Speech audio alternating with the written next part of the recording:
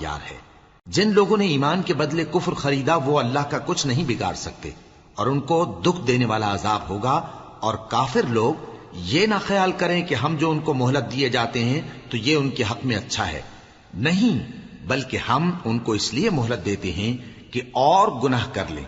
आखिरकार उनको जलील करने वाला अजाब होगा। लोगों, जब तक अल्लाह नापाक को पाक से अलग न कर देगा, मोमिनों को इस हाल में जिसमें तुम हो हरगिज नहीं रहने देगा। और अल्लाह तुमको गैब की बातों से भी मुत्तला नहीं करेगा। अलबत्ता अल्लाह अपने पैगंबरों में से जिसे चाहता है मुंतखब कर लेता है। सो तुम अल्लाह पर और उसके रसूलों पर ईमान रखो, और अगर ईमान पर कायम रहोगे और परहेजगारी करोगे तो तुमको अजर अजीम मिलेगा।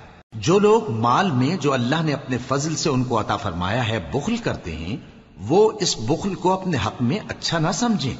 वो अच्छा नहीं बल्कि उनके लिए बुरा है। वो जिस